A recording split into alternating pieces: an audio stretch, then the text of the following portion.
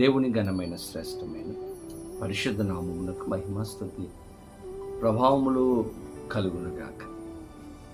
దేవాది దేవుడు మరికొ నూతన దినాన్ని మన జీవితంలో ఆయన అనుగ్రహించి ఉన్నారు. ఈ నూతన దినములో ఒక అద్భుతమైన వాగ్దానము ద్వారా మనతో మాట్లాడి మనలను దర్శించాలని, మనతో మాట్లాడాలని, మన జీవితంలో గొప్ప కార్యములు చేయాలని ప్రభు ఆశపడుతూ ఉన్నారు. ఈరోజు మీరు కూడా ప్రార్థనా పూర్వకముగా కనిపెడుతూ ఉన్నారని నమ్ముచి ఉన్నాను. నేను బిడ్డలారా ఈ యొక్క కార్యక్రమాన్ని సబ్స్క్రైబ్ చేశారని నమ్ముచి ఉన్నాను. చేయకపోతే సబ్స్క్రైబ్ చేయండి. ఇంకా అనేక మందికి ఈ యొక్క అనుదిన ధ్యానములను పరిచయం చేయాలని, ఫార్వర్డ్ చేయాలని ప్రభు పేరిట మిమ్మలను కోరుతూ ఉన్నాను. ఇదేను ప్రార్థన చేసుకొని ప్రభుని వాగ్దానమును పొందుకుందాం. తలలు వంచండి, ప్రార్థిద్దాం. పరిశుద్ధుడా, నీకు వేలాది వందనాలు, స్తోత్రాలు. ఉదయకాల సమయంలో మేమందరం నీ సన్నిధికి వచ్చి ఉన్నాము. మాతో మీరు మాట్లాడి దర్శించి మీరు ఆస్వాదించి నీ కృపలో భద్రపరచమని, సహాయం చేయమని యేసు నామమున అడిగి వేడుకొని ఉన్నాము మా పరమ తండ్రి, ఆమేన్. ఈ దినం దేవుని వాగ్దానం చదువుకుందాం. కీర్తన గ్రంథము 94వ సంకీర్తన 14వ చరణమును చదువుకుందాం. యెహోవా తన ప్రజలను ఎడబాయువాడు కాడు, తన స్వాస్యమును విడనాడువాడు కాడు. దేవుని స్తోత్రం. చక్కని వాగ్దానం. రెండు విషయాలు ఇక్కడ మనం గమనిస్తున్నాం. దేవుడు తన ప్రజలను ఎడబాయువాడు కాదు, విడిచిపెట్టేవాడు కాదు. దేవుని బిడ్డలారా, ఈ లోకంలో మన యొక్క కుటుంబ సభ్యులు, మన యొక్క సొంత బిడ్డలే, సొంత బంధువులే, స్నేహితులే మనలను విడిచిపెట్టవచ్చు. భర్తే లేకపోతే భార్యే, పిల్లలే పట్టించుకోలేకపోవచ్చు. మనల్ని మనకు దూరంగా ఉండవచ్చు. మనకున్నటువంటి కష్టాన్ని, బాధను, శ్రమను వారు అర్థం చేసుకోలేకపోవచ్చు. ఎక్కడ మాట్లాడితే వారు బాధ చెప్తారో, వారికి సహాయం చేయాలో అని మనకు కొంతమంది దూరంగా ఉండవచ్చు.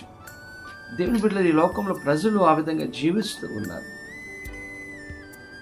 అంత బాగున్నప్పుడు మనతో ఉంటున్నారు. మనకి ఏదైనా సమస్య వచ్చినప్పుడు ప్రజలు మనలను విడిచిపెడుతున్నారు, మనకు దూరంగా ఉంటూ ఉన్నారు.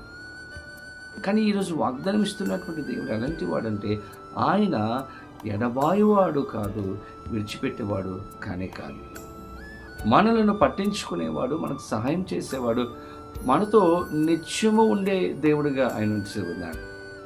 మనము ఏ పరిస్థితుల్లో ఉన్నప్పటికీ కూడా మన పరిస్థితులలోనికి వచ్చే దేవుడు, మన పరిస్థితులకు చాలిన దేవుడిగా ఉంచి ఉన్నాడు. కాబట్టి ఏ రోజు కూడా నీకు దూరముగా ఉండే దేవుడు కాదైనా, నీవు ఎక్కడ ఉంటే అక్కడ నీతో పాటు ఉండే దేవుడు. యోసేపుకు తన యొక్క అన్నలందరూ కూడా వ్యతిరేకమైపోయారు, ద్వేషించారు, బాధ పెట్టారు, తృణీకరించారు, గోతులో పడవేశారు.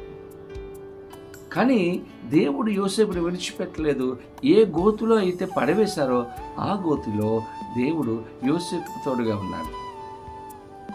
అక్కడి నుంచి దేవుని బిడ్డలు అమ్మివేశారు అతనిని. చెరసాలలో ఉన్నాడు. చెరసాలలో దేవుడు యోసేపుకు తోడుగా ఉన్నాడు. ప్రతి విషయాలలో దేవుడు యోసేపుకు తోడుగా ఉండి అతనిని తప్పించి సహాయం చేసి ఉన్నతమైనటువంటి స్థానంలో యోసేపుని దేవుడు ఉంచాడు. ఏ రోజు కూడా విడిచిపెట్టలేదు యోసేపుని. బంధువులు, అన్నయ్యలు, స్నేహితులు అందరూ విడిచిపెట్టారు, దూరంగా ఉన్నారు, అతనిని మర్చిపోయారు. కానీ దేవుడు యోసేపుని మర్చిపోలేదు. ఈరోజు నిన్ను కూడా అందరు మర్చిపోయారేమో, నీకు అందరు దూరంగా ఉన్నారేమో, నిన్ను పట్టించుకోవడం లేదేమో, నీకు సహాయం చేయడం లేదేమో, నిన్ను ప్రేమించడం లేదేమో. కంగారు పడకు, భయపడకు, కురింగిపోకు. దేవుడు తన ప్రజలను ఎడబాయువాడు కాదు, తన స్వాస్యమును విడిచిపెట్టువాడు కాదు. నిన్ను పట్టించుకుంటాడు, నీకు సహాయం చేస్తాడు, నిన్ను ఆదరిస్తాడు.